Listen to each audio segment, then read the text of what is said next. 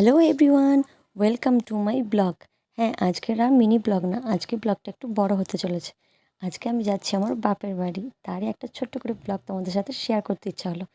তো তাড়াতাড়ি উঠে রেডি হয়ে নিয়েছি। আজকে আর বড়মশাই আমার সাথে যাবে না, আমার জেঠু আর আমার বোন এসছে আমাকে নিতে। তো এদিকে ট্রেনের টাইম হয়ে গেছে, আমিও রেডি, টোটোও চলে এসছে। তো মা ডাকছে, চলো নিচে যাওয়া যাক তাড়াতাড়ি।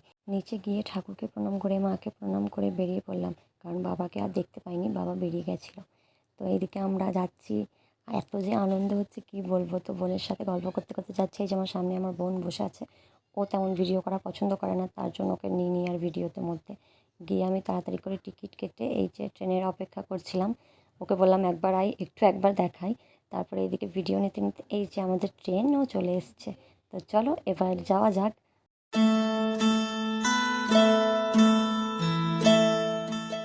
এই যে বসে পড়েছি, আমরা সিটও পেয়ে গেছিলাম।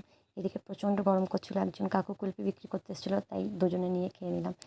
আর এত ভিড় ছিল তাই আর কোনো ভিডিও করা হয়নি। একবারই ট্রেন থেকে নেমে টোটো ধরে তারপরে ভিডিও করেছি। নিজের চেনা রাস্তা দেখলে একটা আলাদাই আনন্দ আছে, তাই না? আমার মতো আর কার কার এরকম আনন্দ হয় একটু প্লিজ কমেন্ট বক্সে জানিও। যে যতই শহরের ইট পাথরের সৌন্দর্যের কাছে বলুক, গ্রামের সৌন্দর্যের কাছে শহরের ওই সৌন্দর্য একেবারেই হার মেনে যাবে।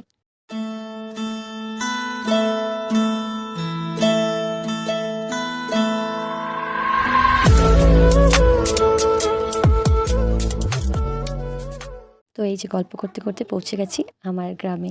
এই যে দূরে দেখা যাচ্ছে, এটাই আমাদের গ্রাম। গ্রামের ভেতরে আর কোনো ভিডিও করিনি, যেটুকু করেছি বাইরে।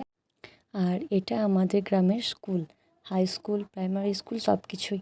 এই স্কুলে একটা সময় আমিও পড়াশোনা করেছি। কত স্মৃতি আছে এই স্কুলের সাথে জড়িয়ে, কত স্যার ম্যাম, কত বন্ধু বান্ধব, কতই না আনন্দ হতো সেই দিনগুলোয়।